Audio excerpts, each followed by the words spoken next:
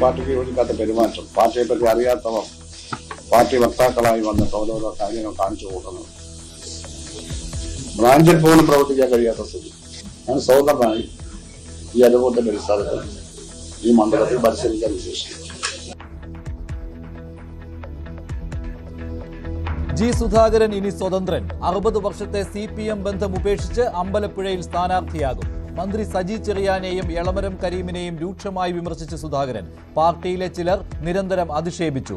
Political ക്രിമിനലുകൾക്ക് മുന്നിൽ കീഴടങ്ങില്ലെന്നും പ്രഖ്യാപനം.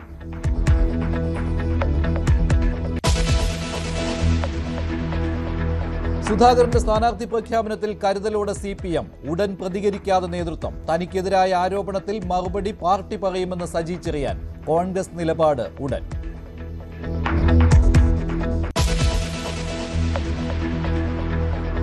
വെള്ളാപ്പള്ളി നടേശന് കനത്ത തിരിച്ചടി. SNDP യൂണിയൻ ജനറൽ സെക്രട്ടറി സ്ഥാനം നഷ്ടമായി. ഓഡിറ്റ് റിപ്പോർട്ട് ഹാജരാക്കാത്തതിനെ തുടർന്ന് ഹൈക്കോടതി നടപടി. സ്വാഗതം ചെയ്ത് വിമത വിഭാഗം.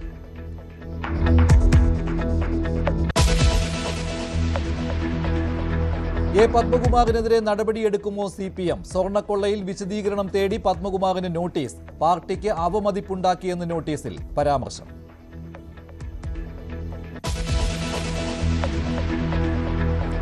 പാചകവാതകക്ഷാമം അതിരൂക്ഷം. സംസ്ഥാനത്ത് കൂടുതൽ ഹോട്ടലുകൾ പൂട്ടുന്നു.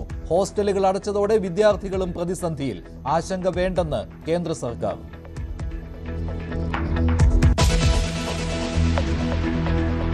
യുദ്ധം അവസാനിപ്പിക്കാനുള്ള ഇറാന്റെ സന്നദ്ധത തള്ളി അമേരിക്ക. ഉടൻ പിന്മാറാൻ ഉദ്ദേശിക്കുന്നില്ലെന്നും ഇനിയും കാര്യങ്ങൾ ചെയ്യാനുണ്ടെന്നും ട്രംപ്. ഹോർമുസ് കടലിടുക്കിൽ കപ്പലുകൾക്ക് നേരെ വീണ്ടും ഇറാന്റെ ആക്രമണം. ഇന്ത്യൻ കപ്പലുകൾക്ക് കടന്നുപോകാൻ അനുവാദം.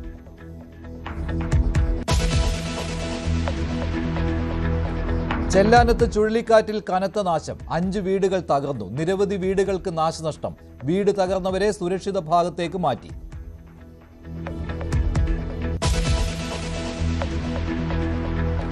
വിവാഹം ലവ് ജിഹാദ് അല്ലെന്ന് മൊണാലിസ. മതം മാറിയിട്ടില്ലെന്നും മാറാൻ ഉദ്ദേശിച്ചിട്ടില്ലെന്നും കുംഭമേളയിലെ വൈറൽ താരം.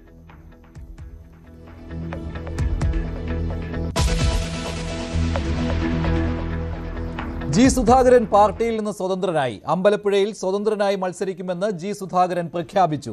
ഒരു പാർട്ടിയുമായും മുന്നണിയുമായും ധാരണ ഉണ്ടാക്കിയിട്ടില്ലെന്നാണ് സുധാകരൻ പറഞ്ഞത്. പിന്തുണ പ്രഖ്യാപിച്ചാൽ അപ്പോൾ പരിശോധിച്ച് തീരുമാനിക്കും. കോൺഗ്രസ് പിന്തുണയിലാണ് മത്സരമെന്ന വാർത്ത സുധാകരൻ നിഷേധിച്ചു. ബംഗാളിലും തമിഴ്നാട്ടിലും അടക്കം കോൺഗ്രസുമായി ചേർന്നതല്ലേ CPM മത്സരിക്കുന്നതെന്നും സുധാകരൻ തിരികെ ചോദിച്ചു. പാർട്ടിക്കെതിരല്ല തന്റെ മത്സരമെന്ന് അവകാശപ്പെട്ട സുധാകരൻ ഇതുവരെ മത്സരിച്ച ആശയം ഉയർത്തിയതുമായും ഇനി പ്രത്യയശാസ്ത്രത്തിൽ ഒരു മാറ്റവും ഉണ്ടാകില്ലെന്നും വാർത്താ സമ്മേളനത്തിൽ പറഞ്ഞു. ഈ പാർട്ടിക്ക് യോജിക്കാത്ത പെരുമാറ്റം, പാർട്ടിയെ പറ്റി അറിയാത്തവർ പാർട്ടി വക്താക്കളായി വന്നിട്ട് ഓരോരോ കാര്യങ്ങൾ കാണിച്ചു കൊടുക്കുന്നത്, ബ്രാഞ്ചിൽ പോലും പ്രവർത്തിക്കാൻ കഴിയാത്ത സ്ഥിതി. ആ സ്ഥിതിയിൽ ഞാൻ പാർട്ടി മെമ്പർഷിപ്പിൽ ഒഴിവായി. 2-3 ആഴ്ച പുതുക്കി പാർട്ടി മെമ്പർ അത്ര. ഞാൻ സ്വതന്ത്രമായി ഈ അനുഭവത്തിന്റെ അടിസ്ഥാനത്തിൽ ഈ മണ്ഡലത്തിൽ മത്സരിക്കാൻ ഉദ്ദേശിക്കുന്നു. വാർത്താ സമ്മേളനത്തിന്റെ തുടക്കത്തിൽ മത്സരിക്കുന്ന കാര്യം അദ്ദേഹം പറഞ്ഞിരുന്നില്ല. പാർട്ടിയുമായി ഉണ്ടാകുന്ന അസ്വാരസ്യങ്ങളെക്കുറിച്ചാണ് അദ്ദേഹം പറഞ്ഞത്. പാർട്ടിയിൽ നേരിട്ട അവഹേളനങ്ങളെക്കുറിച്ചാണ് അദ്ദേഹം ആദ്യം പറഞ്ഞത്. പക്ഷേ സസ്പെൻസ് പൊളിച്ചുകൊണ്ട് താൻ മത്സരിക്കും എന്നുള്ള കാര്യം അദ്ദേഹം പൊടുന്നനെ പ്രഖ്യാപിക്കുകയായിരുന്നു. കൂടുതൽ വിവരങ്ങളുമായി ആലപ്പുഴയിൽ നിന്ന് ശരണ്യ സ്നേഹജൻ, ഒപ്പം പൊളിറ്റിക്കൽ ഡെസ്കിൽ നിന്ന് കിരൺ ബാബു എന്നിവർ ചേരുകയാണ്. ശരണ്യ, ഇന്നലെ രാത്രി അനുനയ നീക്കങ്ങൾ നടന്നിരുന്നതാണ് സുധാകരന്റെ വാർത്താ സമ്മേളനം ഒഴിവാക്കുന്നതിന് വേണ്ടി.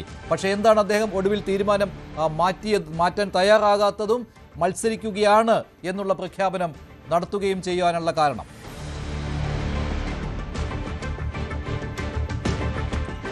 മഞ്ജുഷ, 5 വർഷക്കാലമായി നീണ്ടുനിന്ന കാര്യങ്ങൾ ചൂണ്ടിക്കാട്ടിയാണ് ജി സുധാകരൻ ഏറ്റവും ഒടുവിലായി തന്റെ സ്ഥാനാർത്ഥിത്വം പ്രഖ്യാപിക്കുന്നത്. താൻ പാർട്ടി മെമ്പർഷിപ്പിൽ പോലും പ്രവർത്തിക്കാൻ കഴിയാത്തൊരു സാഹചര്യം ഉണ്ടായിട്ടുണ്ട്. പൊളിറ്റിക്കൽ ക്രിമിനലിസമാണ് നടക്കുന്നതെന്നുള്ള കൃത്യമായ ആരോപണം തന്നെ അദ്ദേഹം ഉന്നയിക്കുന്നു.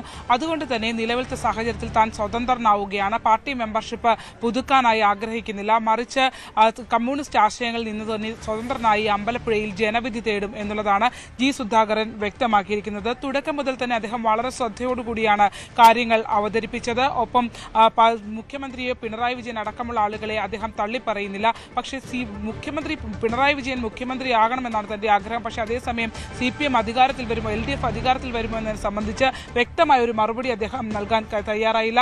ഒപ്പം തന്നെ രാഷ്ട്രീയ വിമർശനത്തിന് പകരം രാഷ്ട്രീയ അനാശാസ്യമാണ് തന്നോട് ചെയ്യുന്നതെങ്കിൽ ശക്തമായി തിരിച്ചടിക്കുമെന്ന് ജി സുധാകരൻ പറഞ്ഞു. റോസാപ്പൂ വിരിച്ച പാതയിലൂടെയല്ല നടന്നു വന്നതെന്ന് അടിയന്തരാവസ്ഥ കാലത്തെ അദ്ദേഹത്തിന്റെ ഇടപെടൽ അടക്കം ചൂണ്ടിക്കാട്ടി അദ്ദേഹം വ്യക്തമാക്കി. മാത്രമല്ല, ഈ നിലവിൽ പാർട്ടിയുടെ അല്ലെങ്കിൽ മറ്റൊന്നിന്റെയും മറവിൽ താൻ ഒരു സ്വത്ത് സമ്പാദനമോ വീട്ടിലുള്ളവർക്ക് ജോലി വാങ്ങി നൽകുക അടക്കമുള്ള കാര്യങ്ങളൊന്നും താൻ ചെയ്തിട്ടില്ല. താൻ പാർട്ടിക്ക് വേണ്ടി പ്രവർത്തിക്കുക മാത്രമാണ് ചെയ്തിട്ടുള്ളത്. അതാണ് ജനപ്രതിനിധി എന്നുള്ള നിലയിലും താൻ ചെയ്തിട്ടുള്ളത് എന്ന്, അത് പാർട്ടിയുടെ വളർച്ചയ്ക്ക് ഗുണകരമായ ഒന്നായിരുന്നു എന്നുള്ളതാണ് അദ്ദേഹം വ്യക്തമാക്കിയത്. മാത്രമല്ല, ഭരണഘടനയെ സജി ചെറിയാനെതിരെയുള്ള ഒളിയമ്പും അതിനകത്തുണ്ടായിരുന്നു. ഭരണഘടനയെ മാനിക്കുന്ന ആളാണ് താൻ, കുന്തവും കുടച്ചക്രവും എന്ന് താൻ പറയാറില്ല എന്നും അദ്ദേഹം പറയുന്നു. തനിക്ക് എതിരായുള്ള സൈബർ ആക്രമണങ്ങളെ സംബന്ധിച്ച് ജില്ലയുടെ നേതൃത്വത്തിലുള്ള സജി ചെറിയാനോട് ഉന്നയിച്ചിരുന്നില്ലേ എന്നുള്ള ചോദ്യം മാധ്യമപ്രവർത്തകരുടെ മറുപടിക്ക് സജി തന്നെ ഒരു സൈബറാണ് എന്നാണ് ജി സുധാകരൻ മറുപടി നൽകിയത്. മാത്രമല്ല, പിന്നിൽ നിന്നാണോ മുന്നിൽ നിന്നാണോ ഇത്തരത്തിൽ പ്രവർത്തിക്കുന്നതെന്ന് പറയാൻ പോലും ആകില്ല എന്നുള്ള രീതിയിൽ പരിഹസിച്ചുകൊണ്ട് മറുപടി പറഞ്ഞു. എളമരം കരീം KJ തോമസ് കമ്മീഷനെതിരെ അതിശക്തമായി തന്നെ വിമർശനം ഉന്നയിച്ചു. അമ്പലപ്പുഴയിൽ 16,000 വോട്ടിന് വിജയിച്ച ഇടത്താണ് തനിക്കെതിരെ അന്വേഷണം കൊണ്ടുവന്നത്. തന്നെ പാർട്ടിയിൽ നിന്ന് പുറത്താക്കാനായിരുന്നു അന്നത്തെ നീക്കം. 25 പേജോളം വരുന്ന താൻ നൽകിയ വിശദീകരണ കുറിപ്പിന്റെ ഒരു ഭാഗം പോലും ആ കമ്മീഷൻ റിപ്പോർട്ടിന്റെ ഭാഗമായി വന്നില്ല. ഏകപക്ഷീയമായി തന്നെ വർഷങ്ങൾക്ക് മുമ്പ് തന്നെ ഈ ഒരു അമ്പലപ്പുഴയിലെ തെരഞ്ഞെടുപ്പുമായി ബന്ധപ്പെട്ട് നൽകിയ പരാതിയുടെ അടിസ്ഥാനത്തിൽ തന്നെ പാർട്ടിയിൽ നിന്ന് പുറത്താക്കാനുള്ള നീക്കമായിരുന്നു നടന്നത് എന്നും അദ്ദേഹം പറഞ്ഞു. മറ്റൊന്ന്, തുടർച്ചയായി മത്സരിക്കുന്നവരെ സംബന്ധിച്ചാണ് തന്റെ കാര്യം വരുമ്പോൾ മാത്രമാണ് ഈ പ്രശ്നങ്ങൾ വരുന്നത്. തോമസ് ഐസക് അടക്കമുള്ള ആളുകളുടെ പേര് അദ്ദേഹം ചൂണ്ടിക്കാട്ടി.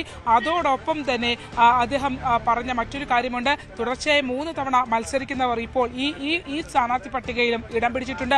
അവർ കാശിക്ക് പോകാനാണോ സന്യസിക്കാനാണോ മത്സരിക്കുന്നതെന്ന് വ്യക്തമാക്കണമെന്ന് കൂടി ജി സുധാകരൻ പറഞ്ഞു. തന്നെ മാത്രം തുടർച്ചയായി അധികാരഭ്രാന്തെന്ന് പറഞ്ഞ് തന്നെ തീരുമാനിക്കുമ്പോഴും തന്റെ പ്രചാരണം ഏത് രീതിയിലായിരിക്കുമെന്ന കാര്യം കൂടി അദ്ദേഹം വ്യക്തമാക്കുകയാണല്ലോ. ലളിതമായ ഒരു പ്രചാരണമായിരിക്കും നടക്കാൻ പോകുന്നത്.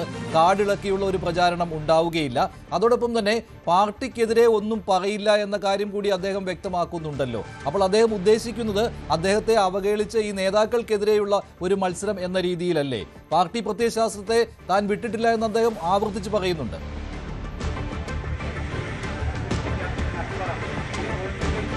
തീർച്ചയായിട്ടും മഞ്ജുഷ, അദ്ദേഹം അത് തന്നെയാണ് പറയുന്നത്. കാരണം താൻ CPM-ന് അല്ലെങ്കിൽ പാർട്ടിക്ക് അഗെയിൻസ്റ്റ് ആയിട്ട് മറ്റേതൊരു മണ്ഡലത്തിൽ പോയും പ്രചാരണം നടത്താനായി താൻ ആഗ്രഹിക്കുന്നില്ല. അങ്ങനെ തന്റെ ഭാഗത്തു നിന്ന് ഉണ്ടാകില്ല. മറിച്ച് ദീർഘകാലമായി നീണ്ട അവഗണന, പൊളിറ്റിക്കൽ ക്രിമിനലിസം, അതിനെതിരെ അതിശക്തമായി തന്നെ പോരാടുമെന്നുള്ളതാണ് ജി സുധാകരൻ വ്യക്തമാക്കിയത്. അതിന് തന്നെ വ്യക്തിപരമായി പ്രത്യയശാസ്ത്രപരമായി അല്ലാതെ വ്യക്തിപരമായാണ് അധിക്ഷേപിക്കാനെങ്കിൽ നീക്കം, അതിശക്തമായ മറുപടി അതിന് ഉണ്ടാകുമെന്നുള്ള സൂചന കൂടി ജി സുധാകരൻ നൽകുന്നുണ്ട്. അദ്ദേഹം ഉദ്ദേശിക്കുന്നത് ഇപ്പോൾ മറ്റ് സാധാരണ തെരഞ്ഞെടുപ്പിലേതുപോലെ തന്നെ ബൂത്ത് കമ്മിറ്റികളോ മറ്റ് സംവിധാനങ്ങളോ ഒന്നും തുടങ്ങാനായി അദ്ദേഹം ഉദ്ദേശിക്കുന്നില്ല. മറിച്ച് ജനങ്ങൾക്കിടയിലേക്ക് പോയി ജനങ്ങളുമായി നേരിട്ട് സംവദിക്കുക, അത് വീട് തോറും കയറിയുള്ളൊരു പ്രചരണ രീതി ആകില്ല എന്നുള്ളതാണ്. മറിച്ച് കൂട്ടമായ ആളുകളെ കാണാനായി ശ്രമിക്കും. തനിക്ക് പിന്തുണ നൽകുന്ന ആർക്ക് വേണമെങ്കിലും ആ പിന്തുണ നൽകാം. താൻ വിജയിക്കണമെന്ന് ആഗ്രഹിക്കുന്ന ആർക്ക് വേണമെങ്കിലും തന്നോടൊപ്പം ചേരാം എന്ന് ജി സുധാകരൻ വ്യക്തമാക്കുന്നുണ്ട്. അതോടൊപ്പം ഒരു പാർട്ടി അംഗത്തെ പോലും അതിൽ നിന്നും പാർട്ടി സംവിധാനത്തിൽ നിന്നും ഇളക്കിക്കൊണ്ടുവരാനായി താൻ ആഗ്രഹിക്കുന്നില്ല എന്നും അപ്പോഴും ജി സുധാകരൻ പറഞ്ഞു വെക്കുന്നു. UDF തന്നെ സമീപിച്ചിട്ടില്ല. UDF അല്ലെങ്കിൽ കോൺഗ്രസിലേക്ക് പോകുമോ എന്നുള്ള ചോദ്യത്തിന് താൻ ഇടതുപക്ഷ ആശയങ്ങളുമായി ഉറച്ചു നിൽക്കും. അതേസമയം താൻ UDF മറ്റൊരു മുന്നണിയിലേക്കോ രാഷ്ട്രീയ പാർട്ടിയിലേക്കോ പോകുന്നതിനെ കുറിച്ച് ആലോചിച്ചിട്ടില്ല എന്നാണ് ജി സുധാകരൻ മറുപടി നൽകിയത്. അതേസമയം അദ്ദേഹം മറ്റൊരു കാര്യം കൂടി സൂചിപ്പിക്കുന്നു. മറ്റ് ഇടങ്ങളിൽ മുന്നണി ഒരുമിച്ച്, അതായത് കോൺഗ്രസും ഒപ്പം തന്നെ ഇടതുപക്ഷവും ഇന്ത്യ മുന്നണിയായി തന്നെ മത്സരിക്കുന്നില്ലേ, അങ്ങനെ ഒരു സാഹചര്യവും ഉണ്ടല്ലോ. പിന്നെ കേരളത്തിൽ മാത്രം എന്താണ് അത്ര വലിയ അതിന് തൊട്ടുകൂടായ്മ അല്ലെങ്കിൽ ആ രീതിയിലുള്ള വിമർശനം വരുന്നതെന്നുള്ള ചോദ്യം കൂടി അദ്ദേഹം പറഞ്ഞു വെക്കുകയും ചെയ്യുന്നുണ്ട്. അതായത് കോൺഗ്രസ് അടക്കം പിന്തുണ നിലവിൽ സാഹചര്യത്തിൽ പ്രത്യക്ഷത്തിൽ നൽകിയിട്ടില്ല. ഇനി നൽകാൻ വരുന്ന സാഹചര്യം ഉണ്ടായെങ്കിൽ അത് അപ്പോൾ പറയാമെന്ന് മറുപടി പറയുമ്പോഴും ഇത്തരത്തിലും അദ്ദേഹം പറഞ്ഞു വെക്കുന്നുണ്ട്. ശരി, ഒരു സംശയമില്ലാത്ത കാര്യമാണ്. അത് മാത്രമല്ല, കോൺഗ്രസും UDF-ഉം അദ്ദേഹത്തെ പിന്തുണയ്ക്കുകയും ചെയ്യും. എല്ലാം കുറച്ചു കഴിഞ്ഞ് തീരുമാനിക്കും എന്നുള്ള കാര്യം കാര്യമാണ് KPCC പ്രസിഡന്റ് സണ്ണി ജോസഫ് പറഞ്ഞത്. പക്ഷേ കോൺഗ്രസ് അമ്പലപ്പുഴ സീറ്റ് ഒഴിച്ചിട്ടിരിക്കുകയാണ് എന്നുള്ള കാര്യത്തിലും സംശയമില്ല. കിരൺ ബാബു കൂടി ചേരുകയാണ്. കിരൺ, ഒരവസരത്തിൽ ജി സുധാകരൻ മത്സര രംഗത്ത് ഉണ്ടാവുകയില്ല, അങ്ങനെ ഒരു തീരുമാനത്തിലേക്ക് വരികയില്ല എന്നൊരു പ്രതീതി ഉണ്ടായിരുന്നു. വാർത്താ സമ്മേളനത്തിന്റെ തുടക്കത്തിലും അങ്ങനെ ഉണ്ടായിരുന്നു. അങ്ങനെയാകുമ്പോൾ അത് ഇന്നലത്തെ അനുനയ നീക്കങ്ങൾ ഫലം കണ്ടിരിക്കാം എന്ന രീതിയിലുള്ള ഒരു വിലയിരുത്തലേക്ക് വരാൻ തുടങ്ങിയ സമയത്താണ് അദ്ദേഹം സ്ഥാനാർത്ഥിത്വം പ്രഖ്യാപിച്ചത്. എന്താണ് അത്തരത്തിലുള്ള അനുനയ നീക്കം പാളുവാനുണ്ടായ കാരണം? എന്തുകൊണ്ട് സുധാകരനെ അനുനയിപ്പിക്കുവാൻ CPM-ന് കഴിഞ്ഞില്ല? അവസാന നിമിഷത്തിലും അതിനുവേണ്ടിയുള്ള ശ്രമമുണ്ടായിരുന്നുവല്ലോ, MA ബേബി വിളിക്കുകയും ചെയ്തിരുന്നു. മഞ്ജുഷ, ഇന്നലത്തെ അനുനയ നീക്കം ഒരു സംഘം നേതാക്കളെത്തിയ അനുനയ നീക്കം പൂർണ്ണമായും പാളിയെന്നും എന്നാൽ MA ബേബി ഇന്നലെ വിളിച്ച അനുനയ നീക്കത്തിൽ എവിടെയോ ചില പ്രതീക്ഷകൾ ഉണ്ട് എന്ന് വേണമെങ്കിലും നമുക്ക് വ്യാഖ്യാനിക്കാം. കാരണം ജി സുധാകരൻ്റെ വാർത്താ സമ്മേളനം ആകെ പരിശോധിച്ചാൽ തിരിച്ചു പാർട്ടിയിലേക്ക് പോകാൻ അല്ലെങ്കിൽ പാർട്ടിയുമായി വീണ്ടും യോജിപ്പിലെത്താനുള്ള ഒരു സാധ്യതയുടെ വാതിൽ തുറന്നിട്ട് തന്നെയായിരുന്നു ജി സുധാകരൻ വാർത്താ സമ്മേളനത്തിൽ മുഴുവൻ പറഞ്ഞത്. താൻ ഇപ്പോൾ പാർട്ടിക്ക് പുറത്തല്ല, കാരണം സാങ്കേതികമായി തന്നെ ഇനി പാർട്ടിക്ക് പുറത്താക്കാൻ കഴിയില്ല. അത് താൻ പാർട്ടി അംഗമല്ലാത്ത ഒരാളെ പാർട്ടി എങ്ങനെയാണ് പുറത്താക്കുന്നത് അത് ആദ്യം അദ്ദേഹം പറഞ്ഞു വെച്ചു. പിന്നീട് അദ്ദേഹം പറഞ്ഞു വെച്ചത് കമ്മ്യൂണിസ്റ്റ് പ്രത്യയശാസ്ത്രം മുതൽ ഇതുവരെയും CPI ആയിരുന്ന കാലത്തും CPM രൂപപ്പെട്ട കാലം മുതലുള്ള എല്ലാവിധ ആശയങ്ങളെയും താൻ യോജിക്കുന്നു. എല്ലാ പാർട്ടി കോൺഗ്രസ് പ്രമേയങ്ങളോടും താൻ യോജിക്കുന്നുണ്ട്, പാർട്ടി പരിപാടിയോട് താൻ യോജിക്കുന്നുണ്ട്. അവിടെ ഇവിടെയും തനിക്ക് യാതൊരു വിയോജിപ്പുമില്ല. അതിനുവേണ്ടിയാണ് തൻ്റെ ജീവിതം തന്നെ ഒഴിഞ്ഞു വെച്ചത്, ഈ പ്രവർത്തനത്തിന് വേണ്ടിയാണ്. അതെല്ലാം അദ്ദേഹം പറഞ്ഞു വെക്കുന്നുണ്ട്. പാർട്ടിക്കെതിരായി ഏതെങ്കിലും നയത്തിലോ അല്ലെങ്കിൽ മറ്റേതെങ്കിലും കാര്യത്തിലോ ഒരു വരി പോലും പറയാതിരിക്കാൻ പ്രത്യേകം ശ്രദ്ധിക്കുന്നു. ഒപ്പം ചില നേതാക്കളെ തിരഞ്ഞുപിടിച്ച് അദ്ദേഹം പറയുമ്പോൾ അത് ആലപ്പുഴയിൽ നിന്നുള്ള നേതാക്കളാണ് പ്രധാനമായും, സജി ചെറിയാനെയാണ് പ്രധാനമായും ഉദ്ദേശിക്കുന്നത്. മറ്റ് സജി ചെറിയാനാണ് ഈ സൈബർ സംഘത്തിൻ്റെ നേതാവ് എന്ന തരത്തിലേക്കുള്ള വ്യാഖ്യാനം വരുന്ന രീതിയിൽ ഈ സൈബർ ആക്രമണങ്ങൾ ഉണ്ടാകുന്നത് 25-ൽ താഴെ പാർട്ടി അംഗങ്ങളാണ് തന്നെ ആക്രമിക്കുന്നത്. ഒരു പാർട്ടി ലോക്കൽ കമ്മിറ്റി അംഗമാണ് തൻ്റെ അച്ഛന് വിളിച്ചത്, തൻ്റെ അച്ഛനെക്കുറിച്ച് മോശമായി സംസാരിച്ചത്, തന്നെ സുധാ കുരൻ എന്ന് വിളിച്ച് ആക്ഷേപിക്കുമെന്ന് പറഞ്ഞു. അതോടൊപ്പം തന്നെ SFIയുടെ പ്രവർത്തകർ എക്സാക്ഷിയായ ഭുവനേശ്വറിൻ്റെ പേരിലുള്ള സ്കോളർഷിപ്പ് പോലും നൽകുന്നില്ല, ഭുവനേശ്വറിനെതിരെ മോശമായി പറഞ്ഞവരൊക്കെ ഭാരവാഹികളായിട്ടുണ്ട് എന്നുള്ള വിവരങ്ങളൊക്കെ പറയുന്നു. ഇതൊക്കെ പറയുമ്പോഴും പാർട്ടി സംസ്ഥാന സെക്രട്ടറി MV ഗോവിന്ദനെയോ അല്ലെങ്കിൽ മുഖ്യമന്ത്രി പിണറായി വിജയനോ ഏതെങ്കിലും തരത്തിൽ തള്ളിപ്പറയാൻ കഴിയുന്നില്ല. നേരത്തെ MV ഗോവിന്ദനെ തള്ളിപ്പറഞ്ഞു, അദ്ദേഹത്തെ പരിഹസിച്ചുകൊണ്ട് MV ഗോവിന്ദൻ്റെ പത്രസമ്മേളനത്തിലെ മറുപടിക്ക് അദ്ദേഹത്തിനെതിരായ വാചകങ്ങൾ പറഞ്ഞിരുന്നുവെങ്കിൽ ഇപ്പോൾ അതുപോലും പറയാൻ തയ്യാറാവുന്നില്ല എന്നത് പ്രത്യേകതയുണ്ട്. അങ്ങനെ വരുമ്പോൾ അഴിമതി വിരുദ്ധ മുഖം കൂടിയുള്ളയാളാണ് ജി സുധാകരൻ. അപ്പോൾ ജി സുധാകരൻ മത്സരിക്കുമെന്ന് പറയുമ്പോഴും സുധാകരനെ പൂർണ്ണമായിട്ടും തള്ളിപ്പറഞ്ഞുകൊണ്ട് അല്ലെങ്കിൽ സുധാകരനെ അധിക്ഷേപിക്കുന്ന രീതിയിലുള്ള പരാമർശങ്ങളിലേക്ക് പാർട്ടിയും പോകുവാൻ സാധ്യതയില്ലല്ലോ. ആദ്യം ഒരു അഭിപ്രായം വന്നത് ഇപ്പോൾ സജി ചെറിയാനിൽ നിന്നാണ്. സജി ചെറിയാൻ പറഞ്ഞപ്പോഴും എന്തിനാണ് ഞങ്ങളെയെല്ലാം ഇങ്ങനെ പറയുന്നത്, അദ്ദേഹത്തിന് മത്സരിക്കുവാൻ ആഗ്രഹമുണ്ടെങ്കിൽ അത് പറഞ്ഞാൽ പോരെ എന്ന രീതിയിൽ അതൊരു കടുത്ത പരാമർശമായിട്ട് കാണുവാനും കഴിയുകയില്ല. പാർട്ടിയും ആ രീതിയിൽ ഒരു അദ്ദേഹത്തെ കടുത്ത രീതിയിൽ അധിക്ഷേപിക്കാത്ത രീതിയിലുള്ള പരാമർശം നടത്തുവാനല്ലേ സാധ്യത കൂടുതലുള്ളത്. മാത്രമല്ല പാർട്ടിയുടെ പ്രതികരണം വൈകുകയുമാണ്. അത് തന്നെയാണ്. സജി ചെറിയാനൊക്കെ അങ്ങനെ ഏതെങ്കിലും കടുത്ത രീതിയിൽ ജി സുധാകരനെതിരെ പറഞ്ഞാൽ ജി സുധാകരനിൽ നിന്ന് ഉണ്ടാകുന്ന പ്രതികരണം എന്താണെന്ന് വളരെ കൃത്യമായി അറിയാവുന്ന ആൾ തന്നെയാണ് സജി ചെറിയാൻ. അതുകൊണ്ട് തന്നെ ഇനി മറ്റ് നേതാക്കൾ ആരെങ്കിലുമൊക്കെ അങ്ങനെ പ്രതികരിച്ചാലും സജി ചെറിയാൻ എപ്പോഴും വളരെ തന്ത്രപൂർവ്വം മാത്രമേ പ്രതികരിക്കാൻ കഴിയൂ. കാരണം ഒരു കാലത്ത് ജി സുധാകരനുമായി ഏറ്റവും കൂടുതൽ അടുപ്പമുണ്ടായിരുന്ന അദ്ദേഹത്തിൻ്റെ ആളായി നിന്ന ജില്ലയിലെ ഏറ്റവും പ്രധാനപ്പെട്ട നേതാവാണ്. അതുകൊണ്ട് എങ്ങനെയൊക്കെ അദ്ദേഹം പ്രതികരിക്കാൻ സാധ്യതയുണ്ട്, ഏതെല്ലാം തരത്തിൽ തിരിച്ചടിക്കുമെന്നൊക്കെ വളരെ കൃത്യമായി തന്നെ അദ്ദേഹത്തിന് അറിയാം. അതുകൊണ്ട് തന്നെയാവും സജി ചെറിയാൻ്റെ പ്രഖ്യാപനം. പക്ഷേ മറ്റു പാർട്ടിയുടെ പ്രധാനപ്പെട്ട നേതാക്കളടക്കം സുധാകരനെതിരെ ഒരു നീക്കത്തിലേക്ക് പോകാനുള്ള സാധ്യതയില്ല. ഇന്നലെ അടക്കം MA ബേബി വിളിച്ചിട്ടുണ്ട്. ഇനി വരുന്ന ദിവസങ്ങളിൽ ചിലപ്പോൾ ഈ തരത്തിൽ മാറ്റമുണ്ടാകാനുള്ള നീക്കത്തിലേക്കുള്ള സാധ്യത കൂടി പാർട്ടി ആരായാനുള്ള സാധ്യതയുണ്ട്. അങ്ങനെ ഉണ്ടായില്ല എങ്കിൽ മാത്രമേ വീണ്ടും ഇതിൽ ഉറച്ചു നിൽക്കുകയാണ്, പാർട്ടിക്കെതിരെ വരുന്നു. അങ്ങനെ വന്നു കഴിഞ്ഞാൽ സ്വാഭാവികമായും പാർട്ടിയുടെ പ്രധാന നേതാക്കൾ പറഞ്ഞെങ്കിൽ മറ്റു പലയിടത്തു നിന്നും ജി സുധാകരനെ പ്രകോപിപ്പിക്കുന്ന തരത്തിലേക്കുള്ള പ്രതികരണങ്ങൾ പാർട്ടിയിൽ നിന്ന് തന്നെ ഉണ്ടാവും. സ്വാഭാവികമായും ജി സുധാകരനും അതിനെതിരെയുള്ള പ്രതികരണങ്ങളുണ്ടാവും. ബന്ധം കൂടുതൽ വഷളായി ഇനി ഒരിക്കലും ചേരാൻ കഴിയാത്ത രീതിയിലേക്ക് രണ്ടായി തന്നെ വെട്ടിമുറിക്കപ്പെട്ടു പോകും. അങ്ങനത്തെ ഒരു സാഹചര്യം നിലവിലുണ്ടായിട്ടില്ല. പക്ഷേ ജി സുധാകരൻ പാർട്ടിക്ക് ഇല്ല എന്ന്, ഔദ്യോഗികമായി പാർട്ടിയിൽ ഇല്ല എന്ന് പറയുന്നു. താൻ മത്സരിക്കുമെന്ന് പറയുന്നു. താൻ പാർട്ടിക്കെതിരെയല്ല മത്സരിക്കുന്നതെന്ന് പറയുന്നു. പാർട്ടി ആശയങ്ങളോട് വിയോജിപ്പില്ല എന്ന് പറയുന്നു. മുഖ്യമന്ത്രിയോട് വീണ്ടും ഒരിക്കൽ കൂടി മുഖ്യമന്ത്രി പിണറായി വിജയൻ മുഖ്യമന്ത്രി ആകുന്നതിന് താൻ യോജിക്കുന്നു എന്നൊക്കെ പറയുന്നു. അത്തരം സാധ്യതകൾ തുറന്നിട്ട തന്ത്രപരമായ നിലപാട് തന്നെയാണ് ജി സുധാകരൻ്റെതെന്ന് പറയുന്നത്. ശരിയാണ്. അതായത് പാർട്ടിയെ അവഹേളിക്കില്ല എന്നുള്ള ജി സുധാകരന്റെ നിലപാട് അത് പാർട്ടിക്ക് ആശ്വാസമാണ്. അതേസമയം സജി ചെറിയാൻ, എച്ച് സലാം തുടങ്ങിയ നേതാക്കൾക്ക് അത് ബുദ്ധിമുട്ടുണ്ടാക്കുന്നതാണ് ജി സുധാകരന്റെ പരാമർശങ്ങൾ.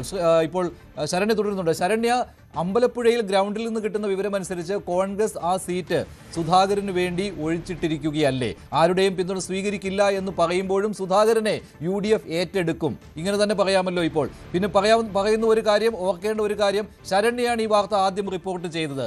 ജി സുധാകരൻ പാർട്ടി മെമ്പർഷിപ്പ് പുതുക്കുന്നില്ല എന്ന കാര്യം News 18 ആണ് റിപ്പോർട്ട് ചെയ്തത്. ശരണ്യയാണ് ആ വാർത്ത റിപ്പോർട്ട് ചെയ്തത്. അത് പിന്നീട് വളർന്ന് ആ വാർത്ത ജി സുധാകരൻ പാർട്ടിയോട് ലാൽ സലാം പറയുന്ന സ്ഥിതിയിലേക്ക് കൊണ്ടെത്തിച്ചിരിക്കുകയാണ്. ശരണ്യ, അഭിനന്ദനങ്ങൾ ആ വാർത്തയ്ക്ക്. ശരണ്യ, എന്താണ് ഗ്രൗണ്ടിൽ നിന്ന് കിട്ടുന്ന വിവരം? കോൺഗ്രസ് ക്യാമ്പുകൾ എന്താണ് പറയുന്നത്?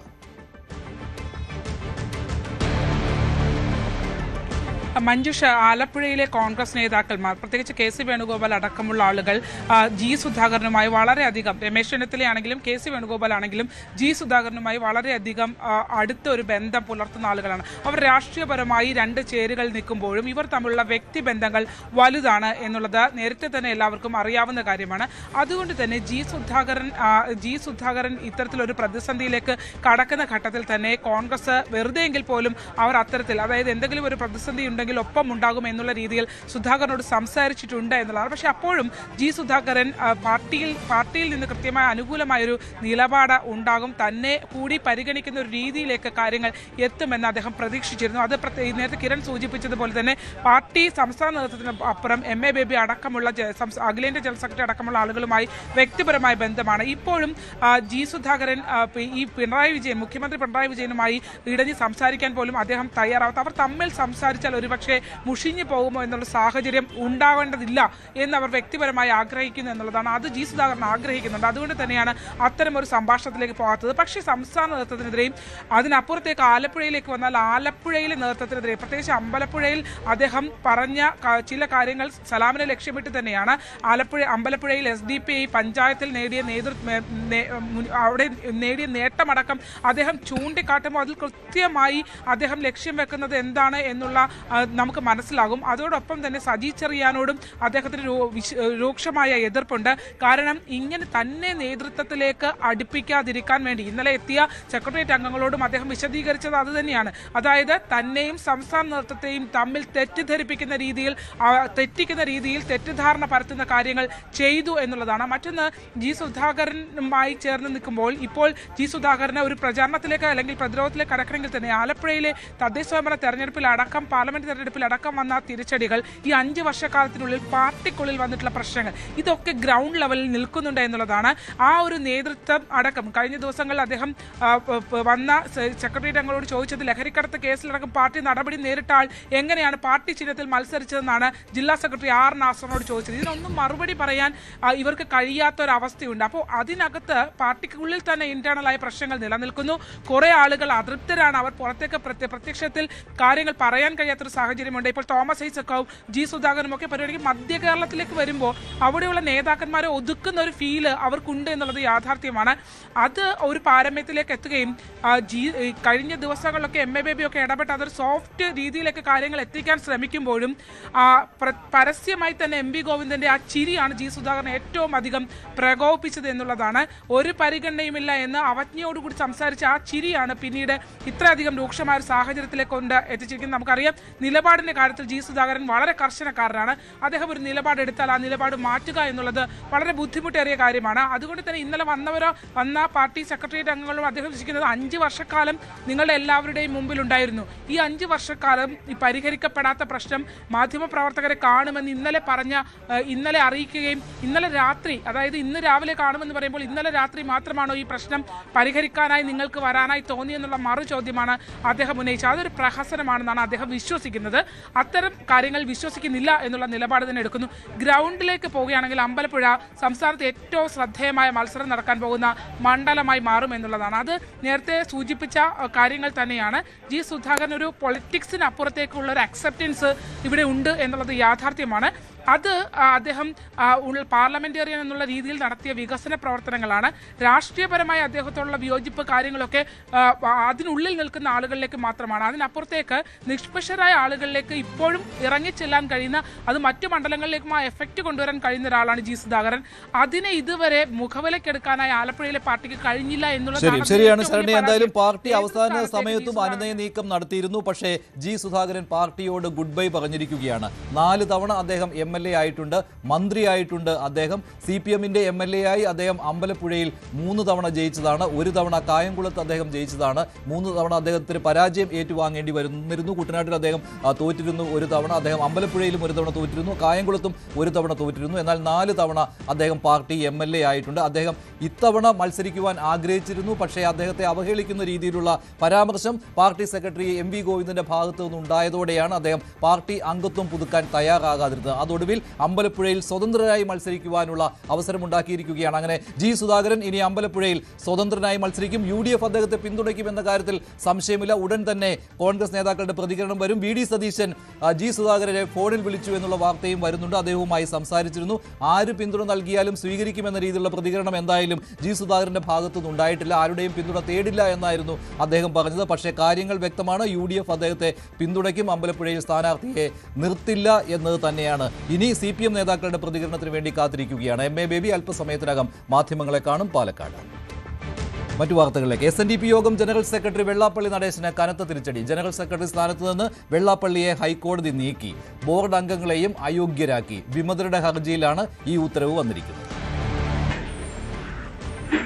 കമ്പനി ആക്ട് പ്രകാരം രജിസ്റ്റർ ചെയ്യപ്പെട്ടിട്ടുള്ള SNDP യോഗം അത് 2006 മുതൽ കണക്കുകൾ ബോധിപ്പിച്ചിട്ടില്ല എന്ന് ചൂണ്ടിക്കാണിച്ചുകൊണ്ടാണ് പ്രൊഫസർ MK സാനു അടക്കമുള്ളവർ കോടതിയിലേക്ക് എത്തിച്ചത്. അന്തരിച്ച MK സാനുവിനൊപ്പം തന്നെ മറ്റ് ചിലരും തന്നെ ഈ കേസിലെ കക്ഷികളാണ്. അവരും തന്നെയും ഈ ആവശ്യം ഉന്നയിച്ച് കോടതിയിലേക്ക് എത്തുകയായിരുന്നു.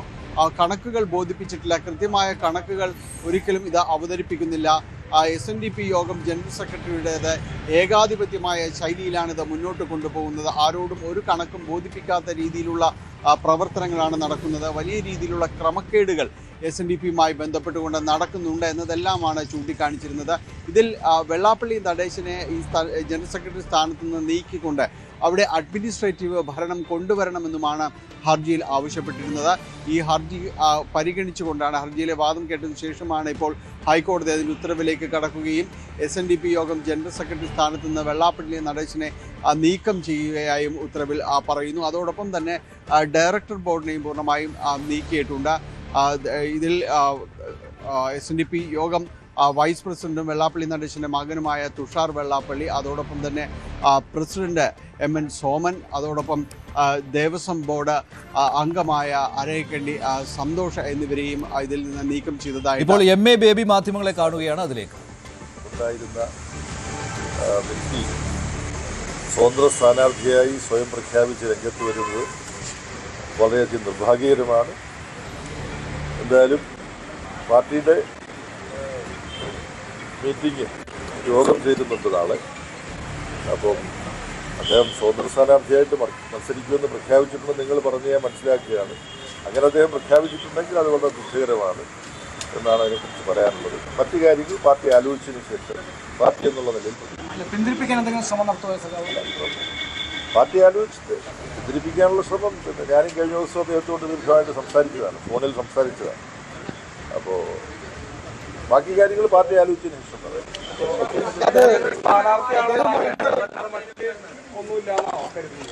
അതൊന്നും ഞാനിപ്പോൾ എൻ്റെ പ്രതികരണം പറഞ്ഞു. മറ്റു കാര്യങ്ങൾ പാർട്ടി ആലോചിച്ചതിന് ശേഷം നിങ്ങളോട് പറയാം. പാർട്ടി അദ്ദേഹത്തെ ഒരിക്കലും അധിക്ഷേപിക്കുകയില്ല. പാർട്ടിയുടെ ഒരു സ്വത്താണല്ലോ, പാർട്ടിയുടെ ഭാഗമാണ്.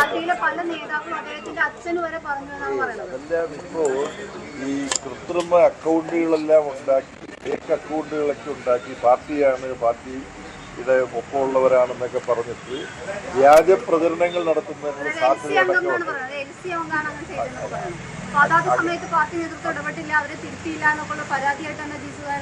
എന്തായാലും അത്തരം മറ്റു കാര്യങ്ങളെ കുറിച്ച് ഞാനിപ്പോൾ പ്രതികരിക്കുന്നില്ല. അപ്പൊ ഇത്രയാണ് പ്രതികരിക്കുന്നത്. ഈ മുതിർന്ന നേതാക്കളുടെ പേരെടുത്ത് പറയുന്നത് എളമരം കരീം, അതേപോലെ തന്നെ സജി ചെറിയാനുള്ള ആളുകളുടെ പേരെടുത്ത് പറഞ്ഞാണ് വിമർശിക്കുന്നത്. ഈ എളമരം കരീമിന്റെ റിപ്പോർട്ട് അത് ആര് തന്റെ അഭിപ്രായം പോലും, തന്റെ ഒരു പ്രതികരണം പോലും ഇല്ലാത്ത ഒരു റിപ്പോർട്ടാണ് അതിൽ വന്നത് തനിക്കെതിരായിട്ടെന്നാണ് അമ്പലപ്പുഴയിൽ. അപ്പൊ ഇങ്ങനെയൊക്കെ പറയുമ്പോൾ ഒരു മുതിർന്ന എളമരം കരീം ഒരു മുതിർന്ന നേതാവാണല്ലോ. അപ്പൊ അങ്ങനെ ആളുകളുടെയൊക്കെ പേരെടുത്ത് ഒരു മുതിർന്ന നേതാവ്, 2 തവണ മന്ത്രിയായ ഒരു നേതാവ് പറയുകയാണ് CPM-ന്റെ, പ്രത്യേകിച്ച് ആലപ്പുഴയിൽ CPM-ന്റെ ശക്തി കേന്ദ്രമായ ഒരു പ്രദേശത്ത് ഇങ്ങനെ ഒരു 6 പതിറ്റാണ്ട് കാലം CPM-ന്റെ ഒരു നേതൃസ്ഥാനത്ത് ഇരുന്നൊരു നേതാവ് ഇങ്ങനെ പുറത്തു പോകേണ്ടി വന്നൊരു സാഹചര്യം, അത് CPM-നെ സംബന്ധിച്ചിടത്തോളം അതിൽ കൂടുതലൊന്നും പറയാനില്ല എന്നുള്ള രീതിയിലാണോ കാരണം ഗൗരവമായിട്ട് കാണേണ്ട ഒരു കാര്യമല്ലേ അത്? ഇതിൽ അദ്ദേഹം ഇങ്ങനെ നിങ്ങൾ പറഞ്ഞ് സ്വതന്ത്ര സ്ഥാനാർത്ഥിയായിട്ട് അദ്ദേഹം മത്സരിക്കാൻ വേണ്ടി തീരുമാനിച്ചത് അദ്ദേഹം പ്രഖ്യാപിച്ചു എന്ന് നിങ്ങൾ പറഞ്ഞു. അങ്ങനെ ഒരു പ്രഖ്യാപനം അദ്ദേഹം നടത്തിയിട്ടുണ്ടെങ്കിൽ അത് ദൗർഭാഗ്യകരമാണെന്നുള്ളതാണ് ഇപ്പോഴത്തെ പ്രതികരണം. മറ്റു കാര്യങ്ങൾ പാർട്ടി സംവിധാനം ഉണ്ടല്ലോ, പാർട്ടിയുടെ കമ്മിറ്റി നാളെ കൂടുന്നുണ്ട്, അവിടെ ആലോചിച്ചതിന് ശേഷം നിങ്ങളെ അറിയിക്കുന്നു.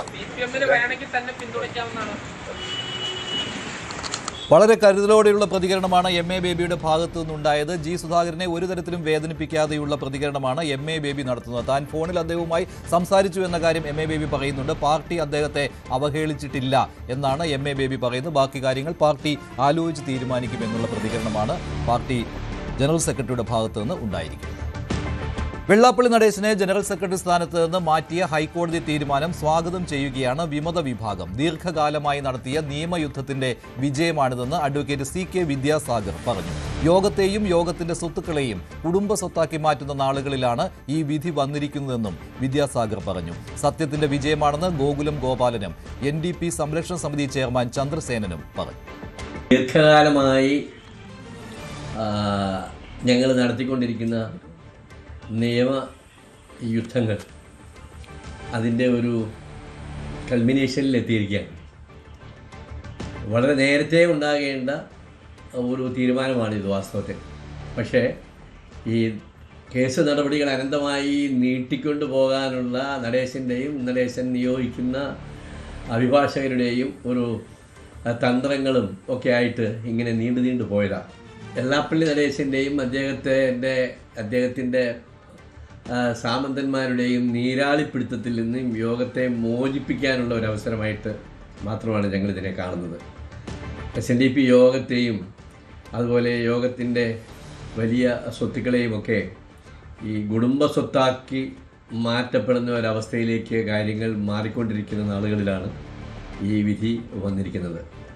ഇത് അനുസരിച്ചിട്ട് ഈ SNDP യോഗത്തിൻ്റെ ഡയറക്ടേഴ്സായിട്ടുള്ള എല്ലാവരും തന്നെ ഇപ്പോൾ പ്രധാന ഭാരവാഹികളും ബാക്കി ഡയറക്ടേഴ്സിൽ എല്ലാവരും തന്നെ ഈ DIN നമ്പർ ഇല്ല എന്ന ഡിസ്ക്വാളിഫിക്കേഷനിലൂടെ പുറത്തേക്ക് പോകേണ്ടി വരും. ഇതൊരു വിജയം സത്യത്തിൻ്റെ വിജയമാണ്. യഥാർത്ഥത്തിൽ സംഭവിക്കുന്നത് എന്താണെന്ന് വെച്ചാൽ ഇതേ ഒരു നേതാവായി നിന്നുകൊണ്ട് നേതൃത്വത്തിൽ നിന്നുകൊണ്ട് തന്നെ സാധാരണക്കാരൻ്റെ അവകാശങ്ങളോ അധികാരങ്ങളോ ഒക്കെ തന്നെ സ്വയം അതിന് കിട്ടുന്ന വരുമാനങ്ങൾ മുഴുവൻ അദ്ദേഹം സ്വന്തമായി സ്വാർത്ഥ താല്പര്യത്തിന് ഉപയോഗിച്ച് സ്വന്തം കുടുംബത്തിന് വേണ്ടി ചെലവഴിക്കുന്ന ഒരു അവസ്ഥയാണ് ഇത്രയും കൊല്ലം നമ്മൾ കണ്ടുകൊണ്ടിരുന്നത്. ഇതിന് 22 കൊല്ലം മുമ്പേ ഞങ്ങൾ ധർമ്മവീതി എന്നൊരു സ്ഥാപനം ആരംഭിച്ച് ഇതിന് എഴുതിത്തരുന്നു.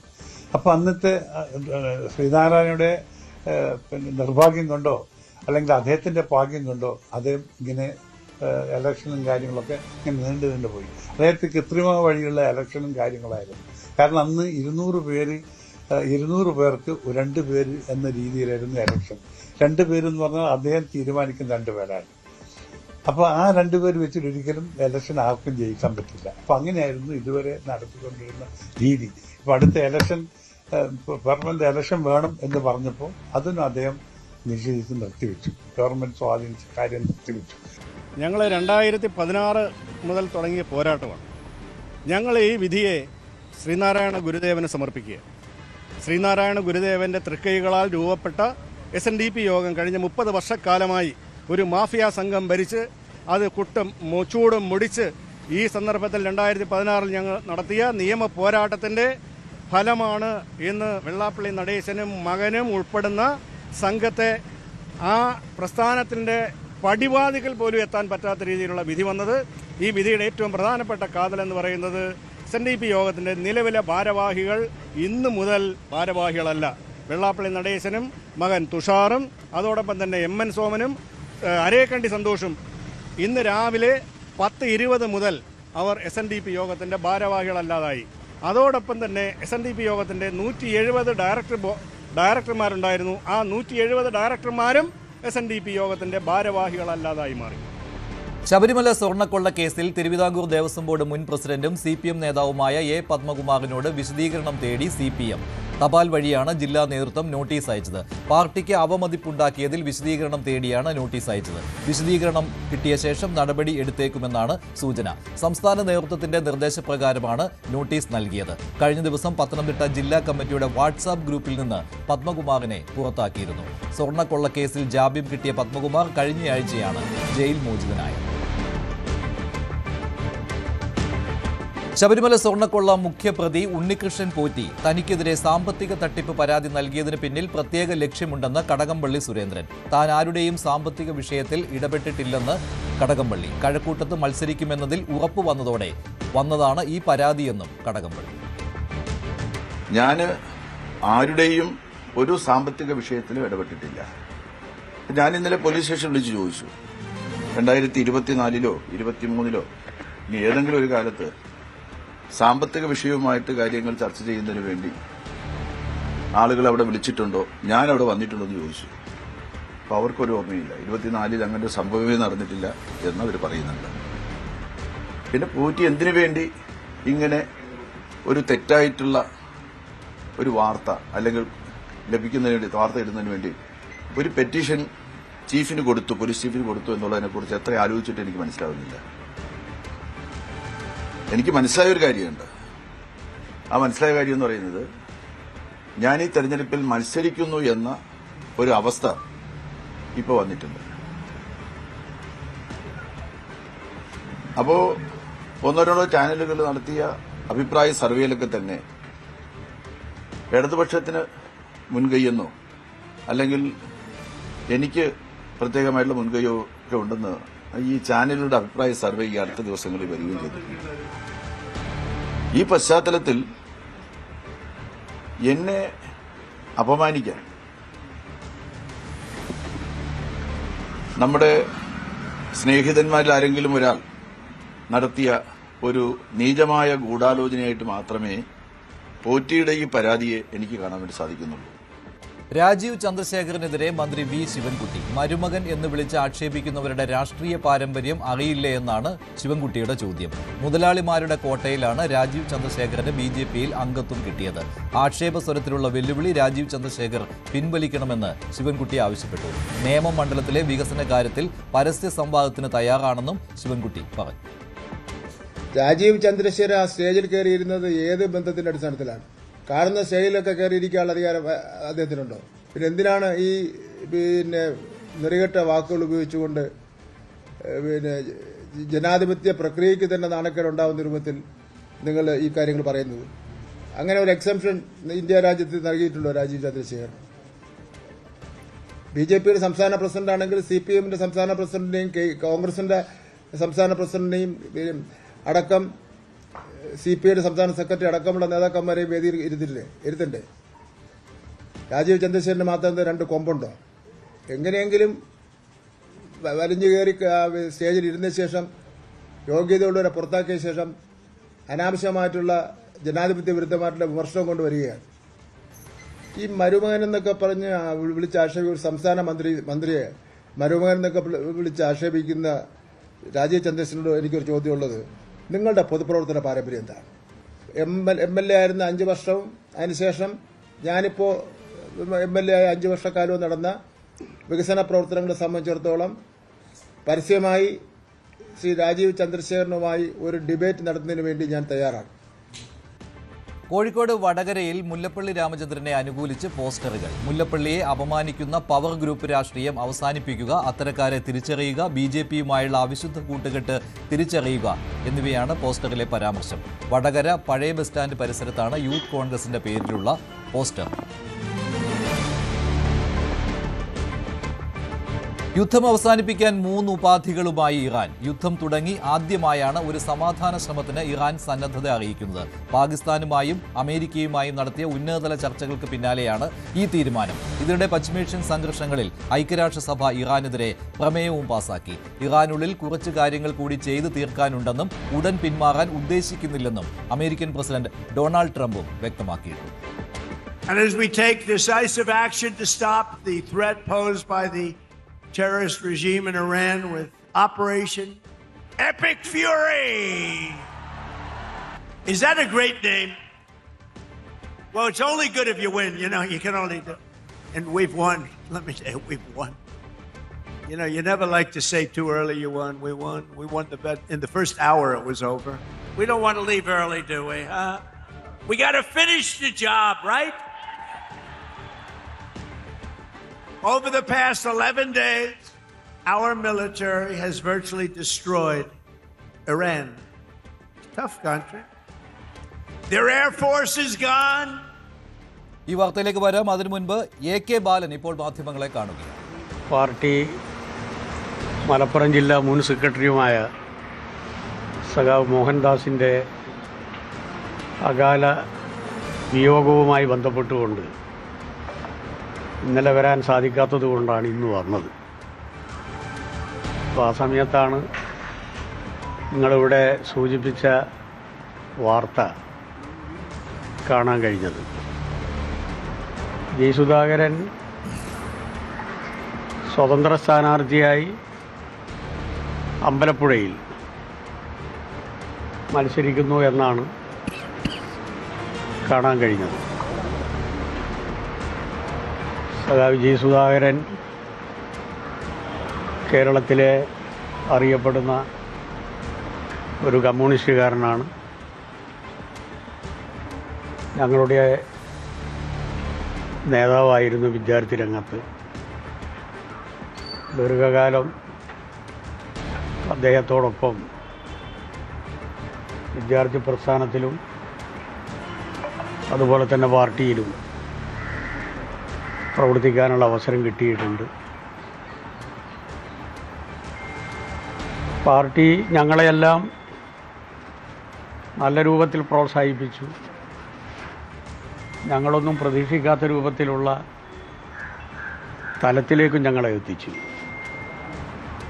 സംഘടനാ രംഗത്തും പാർലമെൻ്ററി രംഗത്തും. അതിലെന്തെങ്കിലും ഒരു അസംതൃപ്തി ഉണ്ടാക്കത്തക്ക രൂപത്തിൽ പാർട്ടിയുടെ ഒരിടപെടലും ഉണ്ടായിട്ടില്ലെന്ന് മാത്രമല്ല, വിചാരിച്ചതിനേക്കാളും നല്ല പ്രോത്സാഹനമാണ് പാർട്ടി ഞങ്ങളുടെ പൊതുപ്രവർത്തനത്തിൽ നൽകിയിട്ടുള്ളത്. സഖാവ് ജി സുധാകരൻ 4 പ്രാവശ്യം MLA ആയിരുന്നു, 2 പ്രാവശ്യം മന്ത്രിയായിരുന്നു. അദ്ദേഹത്തിൻ്റെ കൂടെ 2 ടേം മന്ത്രിയാകാനുള്ള അവസരം എനിക്ക് ലഭിച്ചിട്ടുണ്ട്. നിയമസഭയിലും അദ്ദേഹത്തോടൊപ്പം അദ്ദേഹത്തിൻ്റെ അതേ കാലയളവിൽ തന്നെ ഏറെക്കുറെ ഒരുമിച്ച് പ്രവർത്തിക്കാനും കഴിഞ്ഞിട്ടുണ്ട്. അദ്ദേഹം ജില്ലാ കൗൺസിലിൻ്റെ പ്രസിഡൻ്റായിരുന്നു, സിൻഡിക്കേറ്റ് മെമ്പറായിരുന്നു.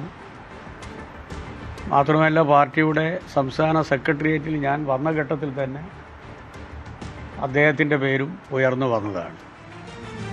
പക്ഷെ അദ്ദേഹം പാർട്ടിയോട് അഭ്യർത്ഥിച്ചു, സെക്രട്ടേറിയറ്റ് മെമ്പർ എന്നുള്ള നിലയിൽ എനിക്ക് പ്രവർത്തിക്കാൻ സാധിക്കില്ല. 2005 അപ്പോൾ അതുകൊണ്ട് സെക്രട്ടേറിയറ്റ് മെമ്പർ എന്നുള്ള നിലയിൽ എന്നെ പരിഗണിക്കരുത് എന്ന് പറഞ്ഞതിൻ്റെ ഭാഗമായിട്ടാണ് അദ്ദേഹത്തെ സെക്രട്ടേറിയറ്റിലേക്ക്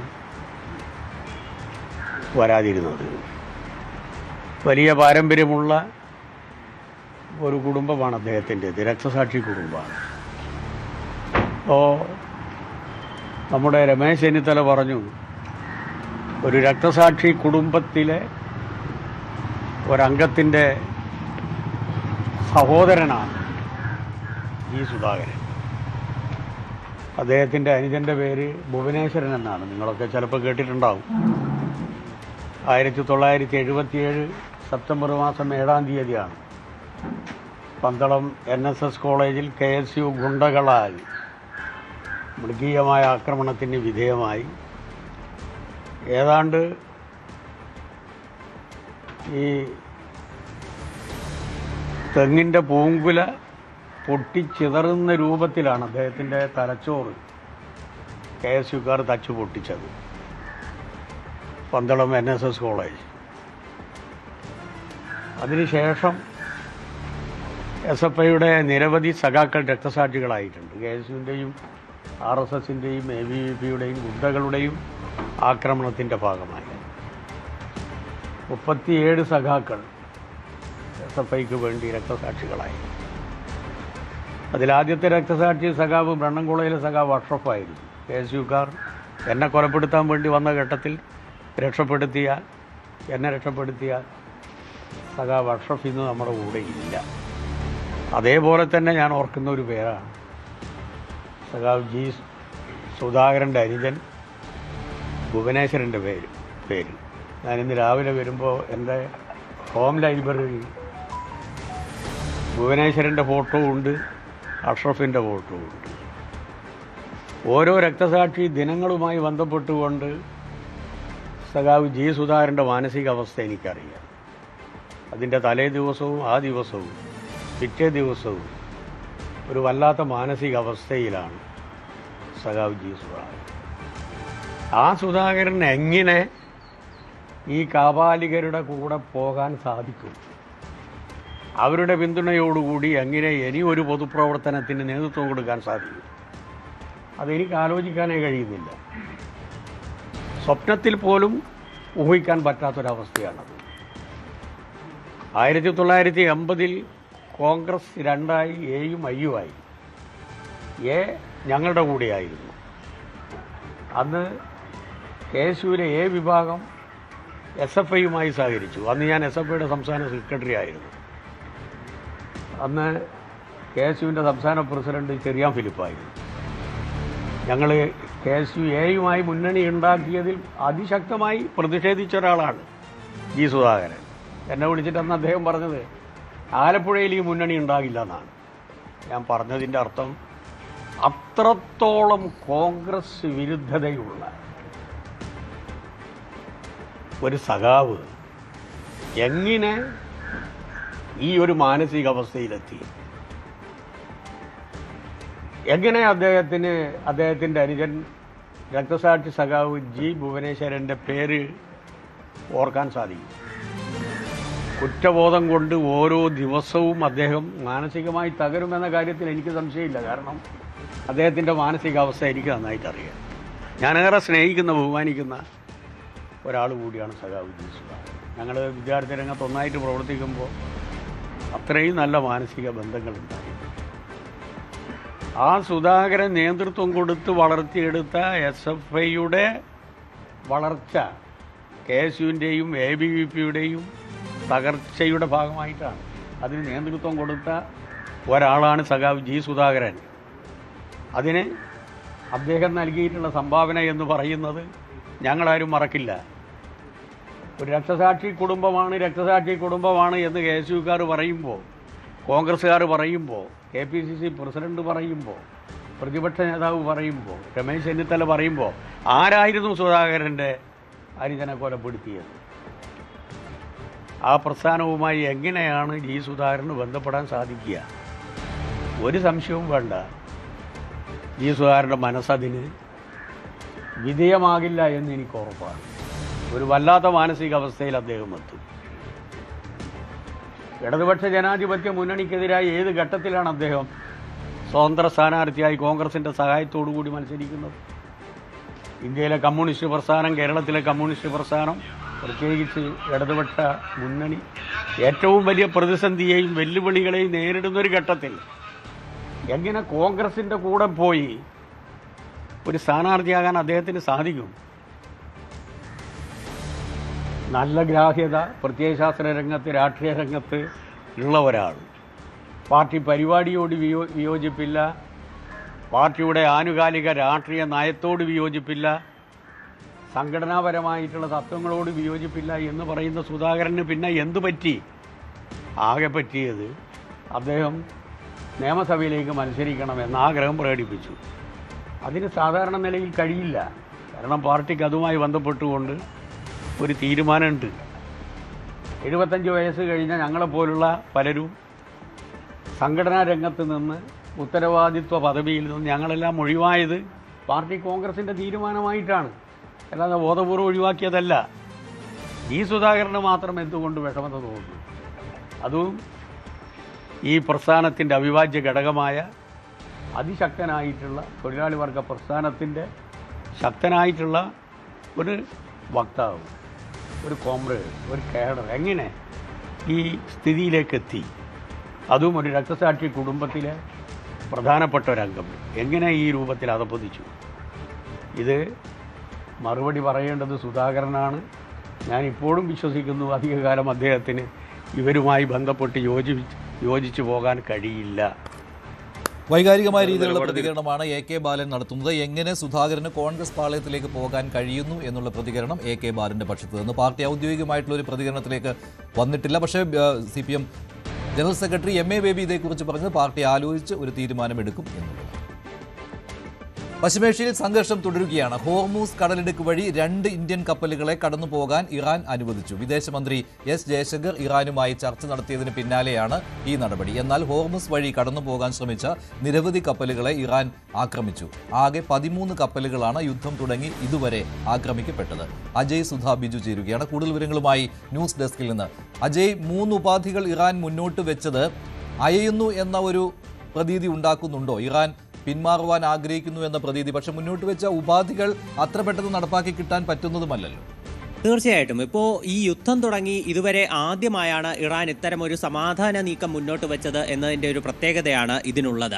ഇതിനു മുൻപേ ഇറാൻ തങ്ങളുടെ അഭിപ്രായമായി പറഞ്ഞത് തങ്ങൾ യാതൊരുവിധ സമാധാന നീക്കത്തിനും തയ്യാറല്ല, ഈ യുദ്ധം തുടങ്ങിവെച്ചത് US-ഉം ഇസ്രായേലും കൂടിയാണ്, എന്ന് അവസാനിപ്പിക്കുമെന്ന് ഇറാൻ തീരുമാനിക്കും എന്നെല്ലാമാണ് IRGCയുടെ ഭാഗത്ത് നിന്ന് പ്രതികരണങ്ങളായി പുറത്തു വന്നിരുന്നത്.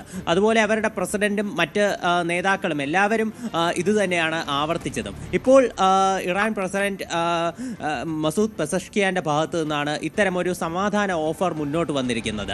ഇത് റഷ്യയുമായും പാകിസ്ഥാനുമായിട്ട് നടന്ന ചർച്ചകൾക്ക് പിന്നാലെയായിരുന്നു ഇത്തരമൊരു ഇറാന്റെ ഒരു പ്രതികരണം വന്നത്.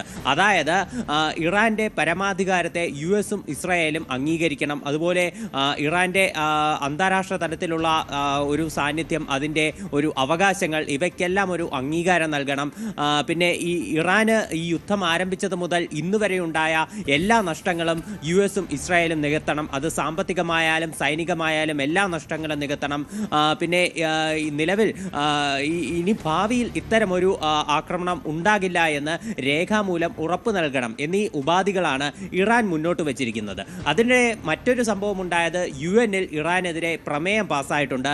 ബഹ്റൈനാണ് 135 രാജ്യങ്ങളുടെ പിന്തുണയോടെ ഇത്തരമൊരു പ്രമേയം അവതരിപ്പിച്ചത്. UN രക്ഷാസമിതിയിലുള്ള 15 അംഗങ്ങളിൽ 13 അംഗങ്ങളുടെ പിന്തുണയോടെ ഇത് പാസ്സായി. റഷ്യയും ചൈനയും ഇതിൽ നിന്ന് വിട്ടുനിൽക്കുകയായിരുന്നു. ഇതിന് പകരമായി റഷ്യ മറ്റൊരു പ്രമേയം അവതരിപ്പിക്കാനായി ശ്രമിച്ചു. ഇതിൽ ഈ പശ്ചിമേഷ്യയിലെ സംഘർഷത്തിൽ എല്ലാ രാജ്യങ്ങൾക്കും പങ്കുണ്ട്, എല്ലാ രാജ്യങ്ങളും കൂട്ടുത്തരവാദിത്വത്തോടെ ഈ സംഘർഷം അവസാനിപ്പിക്കാൻ ശ്രമിക്കണമെന്നൊരു പ്രമേയം റഷ്യ മുന്നോട്ട് വയ്ക്കാൻ ശ്രമിച്ചെങ്കിലും ഇത് പരാജയപ്പെടുകയായിരുന്നു. പശ്ചിമേഷ്യയിലെ എല്ലാ സംഘർഷങ്ങളെയും അപലപിച്ചുകൊണ്ട് ഇറാനെ കുറ്റപ്പെടുത്തിക്കൊണ്ടുള്ള ഒരു പ്രമേയമാണ് നിലവിൽ പാസ്സായിട്ടുള്ളത്. അതിനിടെ ഈ സംഘർഷം അതിരൂക്ഷമായി തന്നെ തുടരുകയാണ്. ഇപ്പോൾ നിലവിൽ ഹോർമുസ് കടലെടുക്ക് വഴിയുള്ള ഗതാഗതം അതാണ് പൂർണ്ണമായിട്ടും സ്തംഭിച്ചിരിക്കുന്നത്. ഈ സാഹചര്യത്തിലാണ് 2 ഇന്ത്യൻ കപ്പലുകൾക്ക് മാത്രം മേഖലയിലൂടെ കടന്നു വരാൻ ഇറാൻ അനുമതി നൽകിയിരിക്കുന്നത്. ഇന്നലെ വിദേശകാര്യമന്ത്രി S ജയശങ്കർ ഇറാന്റെ വിദേശകാര്യമന്ത്രിയായിട്ടുള്ള അബ്ബാസ് അരക്ചിയെ ടെലിഫോണിൽ വിളിച്ച് സംസാരിച്ചിരുന്നു. അപ്പോൾ ഈ സംഭാഷണത്തിൽ ഇത്തരമൊരു നയതന്ത്രം അത് ഉയർന്നു വന്നിട്ടുണ്ടാകും എന്ന് വേണം നമുക്ക് കരുതാൻ. ഇന്ത്യയുടെ പുഷ്പക് അതുപോലെ പരിമൾ എന്നീ കപ്പലുകളെയാണ് ഇതുവഴി കടന്നു പോകാൻ അനുവദിച്ചത്. അതുപോലെ തന്നെ സൗദി അറേബ്യയുടെ ഒരു കപ്പലും നിലവിൽ ഹോർമുസ് കടലെടുക്ക് വഴി ഇറാന്റെ കണ്ണിൽപ്പെടാതെ കടന്നു വന്നിട്ടുണ്ട് എന്നൊരു വിവരം കൂടി ലഭിക്കുന്നുണ്ട്. ശരി അജയാണ് വിവരങ്ങൾ നൽകിയത്. ട്രംപിന്റെ പകരച്ചുങ്ക നയത്തിന് സുപ്രീം കോടതിയിൽ നിന്നേറ്റ തിരിച്ചടി മറികടക്കാൻ പുതിയ നീക്കവുമായി അമേരിക്കൻ വ്യാപാര പ്രതിനിധി മന്ത്രാലയം. ഇന്ത്യ അടക്കം 16 രാജ്യങ്ങൾക്ക് വ്യാപാര നിയമത്തിലെ സെക്ഷൻ 301 ചുമത്താനാണ് ആലോചന. ഇതനുസരിച്ച് അമേരിക്കയുമായി അന്യായമായ കച്ചവടം നടത്തുന്ന രാജ്യങ്ങൾക്കെതിരെ നടപടി ഉണ്ടാകും. ഇതിന്റെ ഭാഗമായി അന്വേഷണം പ്രഖ്യാപിച്ചിട്ടുണ്ട്. ഇന്ത്യ ഉൾപ്പെടെ ലോകരാജ്യങ്ങൾക്ക് മേൽ ഡൊണാൾഡ് ട്രംപ് ചുമത്തിയ പകരച്ചുങ്ക നയം നിയമവിരുദ്ധമാണെന്ന് കാട്ടിയാണ് US സുപ്രീം കോടതി ഇവ റദ്ദാക്കിയത്. പിന്നാലെ 1974 വ്യാപാര നിയമത്തിലെ 122 വകുപ്പ് പ്രകാരം 10% നികുതി ഈടാക്കി വിധി മറികടക്കാനും ട്രംപ് ശ്രമിച്ചു. എന്നാൽ താൽക്കാലികമായി പ്രസിഡന്റിന്റെ വിവേചനാധികാരം ഉപയോഗിച്ചെടുത്ത ഈ തീരുമാനത്തിന് 150 ദിവസത്തെ ആയുസേ ഉള്ളൂ. ഇതിന്റെ കാലാവധി ജൂലൈയിൽ അവസാനിക്കാനിരിക്കെയാണ് ട്രംപ് പുതിയ വജ്രായുധം പുറത്തെടുത്തത്. ഇത്തവണ 1974 വ്യാപാര നിയമത്തിലെ സെക്ഷൻ 301 ചുമത്താനാണ് ആലോചന. ഇതനുസരിച്ച് ഇന്ത്യയും ചൈനയും ഉൾപ്പെടെ 16 പ്രധാന വ്യാപാര പങ്കാളികൾക്കെതിരെ US trade representative Jamieson Greer അന്വേഷണവും പ്രഖ്യാപിച്ചിട്ടുണ്ട്. വിദേശ രാജ്യങ്ങളിലെ അമിതമായ ഉൽപാദനശേഷിയും ഇത് ആഗോള വിപണിയിൽ സൃഷ്ടിക്കുന്ന ആഘാതവുമാണ് അന്വേഷണത്തിന്റെ പ്രധാന വിഷയം. പല രാജ്യങ്ങളും തങ്ങളുടെ ആഭ്യന്തര ആവശ്യത്തേക്കാൾ കൂടുതൽ സാധനങ്ങൾ ഉൽപ്പാദിപ്പിച്ച് അവ കുറഞ്ഞ വിലയ്ക്ക് US-ലേക്ക് കയറ്റി അയക്കുന്നത് അമേരിക്കൻ വ്യവസായ മേഖലയെ തകർക്കുന്നുവെന്നാണ് ട്രംപ് ഭരണകൂടത്തിന്റെ വാദം. ഇന്ത്യ, ചൈന എന്നിവയ്ക്ക് പുറമെ യൂറോപ്യൻ യൂണിയൻ, ജപ്പാൻ, ദക്ഷിണ കൊറിയ, മെക്സിക്കോ, വിയറ്റ്നാം, തായ്വാൻ തുടങ്ങി നിരവധി രാജ്യങ്ങൾ അന്വേഷണ പട്ടികയിൽ വരുന്നുണ്ട്. എന്നാൽ കാനഡയെ ഈ പട്ടികയിൽ നിന്ന് ഒഴിവാക്കിയത് ശ്രദ്ധേയമാണ്. ട്രംപ് പ്രഖ്യാപിച്ച 10% തീരുവയുടെ കാലാവധി അവസാനിക്കുന്നതിന് മുൻപേ അന്വേഷണം പൂർത്തിയാക്കി സെഷൻ 301 പ്രകാരം സ്ഥിരമായ ഉയർന്ന ഇറക്കുമതി തീരുവകൾ നടപ്പിലാക്കാനാണ് US-ന്റെ ലക്ഷ്യം. ഇന്ത്യയുമായി നടത്തിയ ചർച്ചകൾ പ്രകാരം ഒരു വ്യാപാര കരാറിലെത്തിയിരുന്നുവെങ്കിലും പുതിയ അന്വേഷണം ഇരു രാജ്യങ്ങളും തമ്മിലുള്ള വ്യാപാര ബന്ധത്തിൽ വീണ്ടും വിള്ളലുകൾ വീഴ്ത്താനും സാധ്യതയുണ്ട്. News desk, news 18. സംസ്ഥാനത്ത് പാചകവാതക ക്ഷാമം അതിരൂക്ഷമാണ്. പല പ്രമുഖ ഹോട്ടലുകളും പാചകവാതകം ഇല്ലാത്തതിനെ തുടർന്ന് അടച്ചിടേണ്ട അവസ്ഥയിലാണ്. കാറ്ററിംഗ് സ്ഥാപനങ്ങൾ പലതും പ്രവർത്തനം താൽക്കാലികമായി നിർത്തിയിരിക്കുകയാണ്. വാണിജ്യ LPG സിലിണ്ടറുകളുടെ ലഭ്യത കുറഞ്ഞതോടുകൂടി തിരുവനന്തപുരത്തെയും സ്ഥിതി വളരെ ഗുരുതരമായി തുടരുകയാണ്. കാരണം ഹോട്ടലുകളുടെ പ്രവർത്തനം പൂർണ്ണമായും LPG സിലിണ്ടറുകളെ ബന്ധപ്പെടുത്തിക്കൊണ്ടാണ് ഇവിടത്തെയും അതായത് തിരുവനന്തപുരം ജില്ലയുടെ അടക്കം മുന്നോട്ട് പോകുന്നത്. സിറ്റിയിലടക്കം, അതായത് കഴക്കൂട്ടമായിക്കോട്ടെ, തിരുവനന്തപുരം നഗരമായിക്കോട്ടെ, ഇവിടങ്ങളിലടക്കം പ്രധാനമായും ഒരു വലിയ പ്രധാനപ്പെട്ട വിഷയമെന്ന് പറയുന്നത് ഇവിടങ്ങളിലെല്ലാം, അതായത് പുറമെ മറ്റ് സംസ്ഥാനങ്ങളിൽ നിന്നും മറ്റ് ജില്ലകളിൽ നിന്നും വന്ന് ജോലി ചെയ്യുന്നത്, അതിപ്പോൾ സെക്രട്ടേറിയറ്റ് ആയിക്കോട്ടെ, മറ്റ് സർക്കാർ സംവിധാനങ്ങളായിക്കോട്ടെ, അവിടങ്ങളിലെല്ലാം മറ്റ് ജില്ലകളിൽ നിന്നും മറ്റും വരുന്നവരും, ഒപ്പം തന്നെ കഴക്കൂട്ടം പോലെയുള്ള ടെക്നോ പാർക്ക് മേഖലകളിൽ, അതും PGകൾ കൂടുതലായി പ്രവർത്തിക്കുന്ന സ്ഥലങ്ങളാണ്. അവിടങ്ങളിലും താമസ സൗകര്യവും ഭക്ഷണവും ഒരുമിച്ച് നൽകുന്ന രീതികളാണ്. അതുകൊണ്ട് തന്നെ ഇവിടെ ഗ്യാസിന്റെ ലഭ്യത ഇല്ലാതാകുമ്പോൾ PGകളിലടക്കം താമസ സൗകര്യത്തിലേക്ക് മാത്രം ചുരുങ്ങുന്നു. അതിനൊപ്പം ഭക്ഷണം നൽകാൻ കഴിയാത്തൊരു സാഹചര്യത്തിൽ വിറകടുപ്പിലേക്ക് പോകാൻ പറ്റാത്ത പല സ്ഥലങ്ങളും അടച്ചുപൂട്ടലിന്റെ വക്കിലേക്കാണ് എത്തിയിരിക്കുന്നത്. കാരണം ഇന്നൊരു ദിവസത്തേക്ക് മാത്രമാണ് ഇപ്പോൾ ഒരു വലിയൊരു പ്രതിസന്ധി നേരിടാൻ കഴിയുന്നത്. അതിനപ്പുറത്തേക്ക് എന്ത് ചെയ്യും എന്നുള്ള കാര്യത്തിൽ വലിയൊരു വ്യക്തത വന്നിട്ടില്ല. അതുകൊണ്ട് തന്നെ നമുക്ക് വരും ദിവസങ്ങളിൽ കൂടുതൽ ഹോട്ടലുകൾ അടച്ചുപൂട്ടുമെന്നാണ് മനസ്സിലാക്കാൻ കഴിയുന്നത്. 2-3 സിലിണ്ടർ വേണം. കിട്ടാത്ത സാഹചര്യം തന്നെയാണ് ഇപ്പോഴും. കിട്ടാൻ സാധ്യത കുറവാണ്. മുന്നോട്ട് പോകാൻ ബുദ്ധിമുട്ടായിരിക്കില്ല ഇങ്ങനെയാണ്. കുറവാണ്. ഗ്യാസ് അടച്ചു കഴിഞ്ഞാൽ വളരെ ബുദ്ധിമുട്ട് തന്നെ എല്ലാവർക്കും. പിന്നെ എല്ലാ പ്രസ്ഥാനം നടത്തുന്നവർക്കും തട്ടുകട നടത്തുന്നവർക്കും വളരെ ബുദ്ധിമുട്ടായിരിക്കും. പിന്നെ വീട്ടിൽ സാധാരണക്കാർക്ക് വിറവ് ഉപയോഗിച്ചുകൊണ്ടിരിക്കുന്നവർക്ക് വീണ്ടും വിറവിലോട്ട് തന്നെ പോകേണ്ടി വരും. തിരുവനന്തപുരം ജില്ലയുടെ സാഹചര്യം തന്നെ വളരെ വ്യത്യസ്തമാണ്. കാരണം തട്ടുകടകളടക്കമാണ് കൂടുതൽ ജനങ്ങൾ ആശ്രയിക്കുന്നത്. അതുകൊണ്ട് തന്നെ ഗ്യാസിന്റെ ലഭ്യത കുറയുന്നതോടുകൂടി ഈ തട്ടുകടകൾ ഘട്ടം ഘട്ടമായി, ഇന്നടക്കമുള്ള ദിവസങ്ങളിൽ ഘട്ടം ഘട്ടമായി അടയ്ക്കേണ്ട ഒരു സാഹചര്യമാണ്. അതിനൊപ്പം തന്നെ ഹോട്ടലും കൂടി അടക്കുമ്പോൾ അത് ജീവനക്കാരെയും ഹോട്ടൽ ഉടമകളെയും ഒപ്പം സാധാരണക്കാരെയും പ്രതികൂലമായി ബാധിക്കും. വരും ദിവസങ്ങളിൽ മറ്റ് സ്ഥാപനങ്ങളിലേക്കും ഈ ഒരു പ്രശ്നം വ്യാപിക്കാനും സാധ്യതയുണ്ട്. അതുകൊണ്ട് തന്നെ ഇതിൽ സർക്കാരിന്റെ ഇടപെടൽ വളരെ അത്യാവശ്യമായി തന്നെ നിലനിൽക്കുകയാണ്. വരും ദിവസങ്ങളിൽ അല്ലെങ്കിൽ ഗ്യാസുമായി ബന്ധപ്പെട്ട് നിൽക്കുന്ന എല്ലാ വാണിജ്യ സ്ഥാപനങ്ങളും അടച്ചിടേണ്ട ഒരു സാഹചര്യത്തിൽ ഇക്കാര്യങ്ങൾ എത്തും. ക്യാമറാമാൻ വിനോദിനോടൊപ്പം സാരംഗ് സുധാകരൻ, ന്യൂസ് 18, തിരുവനന്തപുരം. വിവാഹം ലവ് ജിഹാദ് അല്ലെന്ന് കുംഭമേളയിലെ വൈറൽ താരം മൊണാലിസ. ഉത്തരേന്ത്യൻ മാധ്യമങ്ങൾ അത്തരത്തിൽ പ്രചരിപ്പിക്കുന്നുണ്ട്. കേരളം വിട്ടുപോകാൻ ഉദ്ദേശിക്കുന്നില്ല. മധ്യപ്രദേശിൽ നിന്നുള്ള ജനന സർട്ടിഫിക്കറ്റ്, ആധാർ കാർഡ് എന്നിവ കയ്യിലുണ്ട്. കേരളം വലിയ പിന്തുണ നൽകിയെന്നും മൊണാലിസ പറഞ്ഞു. കഴിഞ്ഞ ദിവസം കല്യാണം കഴിഞ്ഞ കേരള സ്റ്റോറി ആയിട്ടുള്ള ഫർഹാനും മൊണാലിസയുമാണ് നമ്മുടെ കൂടെ ഉള്ളത്. आप दोनों कैसे मिला? हाँ, हम दोनों एक इधर नागम्मा एक मलयालम फिल्म है, उसके पूजा के टाइम हम दोनों मिला. ये हीरोइन था, उसमें मैं मेन विलन का कैरेक्टर के लिए कास्ट किया गया था. उसी टाइम हम दोनों की मुलाकात हुई. फिर उसके बाद मोनालिसा ने मुझे प्रपोज किया. फिर बाद में वहाँ से हमारी कहानी शुरू हुई. फैमिली से बहुत प्रेशर है?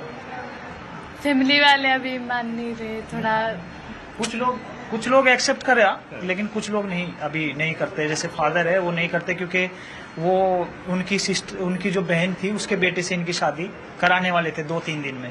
इसीलिए मोनालिसा ऐसा डिसीजन लिए सडनली. यानी अभी कोई प्लानिंग नहीं था शादी का. जी. उम्र के बारे में बहुत कंट्रोवर्सी, एज के बारे में बहुत वो कह रहे उम्र आपकी कम बता रहे लोग कि नहीं, मेरी उम्र 18 साल से भी ऊपर है. 18 साल से ऊपर है, जिसमें बर्थ सर्टिफिकेट है और आधार कार्ड है, पैन कार्ड है, तीनों में 18 साल के ऊपर है. House Kerala. Thank you. Nice. Kerala is अच्छा है। अब कास्ट के बारे में हिंदू वो जो अभी जो बोल रहे हैं लव जिहाद, ऐसा कुछ नहीं है क्योंकि हम दोनों कलाकार हैं और आर्टिस्ट सभी धर्मों को मानते हैं। मैं भी हिंदू धर्म को मानता हूँ, सब धर्म एक है। मैं भी पूजा करता हूँ हिंदू धर्म की, मंदिर में जाता हूँ सब कुछ। और सबसे बड़ी बात है कि हमने ये हिंदू रीति रिवाज से शादी की है। अगर ऐसा कोई मंदिर में किया, ऐसा अगर होता तो नहीं करते। तो हमारे अंदर कोई ऐसा कुछ नहीं है कास्ट को लेकर या कुछ भी। आज भी मोनालिसा हिंदू है, मैं मुसलमान हूँ, मैंने भी चेंज नहीं किया, उसी ने भी कोई कन्वर्ट नहीं किया है। हम दोनों धर्मों को मानते हैं, सभी धर्मों को हम मानते हैं, इसीलिए हमारे लिए सब बराबर है। हिंदू धर्म हो या मुस्लिम धर्म हो, सबको मानते हैं। मैं खुद पूजा करता हूँ सब चीज। केरला में स्टे करेंगे? हाँ, अभी देखते हैं। अभी देखेंगे केरला में भी। केरला तो बहुत ही अच्छा है, बहुत सुंदर है। देखेंगे, अच्छा लगेगा तो देखेंगे। शूटिंग शुरू हुआ? अभी शूटिंग शुरू नहीं हुआ, कुछ समय के बाद होगा क्योंकि अभी ये सडनली शादी का आया तो उसके बाद फिर देखेंगे। अब तो विलन है नहीं, अभी जो फिल्म आ रही है उसमें हीरो भी है। जी okay, thank you so much, thank you. സംസ്ഥാനത്ത് സ്വകാര്യ ആശുപത്രി നഴ്സുമാരുടെ സമരം തുടരുന്നത് ആശുപത്രികളുടെ പ്രവർത്തനത്തെ സാരമായി ബാധിച്ചിട്ടുണ്ട്. വേതന വർധന ആവശ്യപ്പെട്ടുള്ള സമരം 4ാം ദിവസവും തുടരുകയാണ്. അതേസമയം കോഴിക്കോട് സമരം ചെയ്യുന്ന നഴ്സുമാർക്ക് പിന്തുണയുമായി മുസ്ലിം ലീഗും രംഗത്തെത്തി. എം കെ മുനീർ MLA യും പി കെ ഫിറോസും സമരക്കാർക്ക് പിന്തുണയുമായി എത്തി.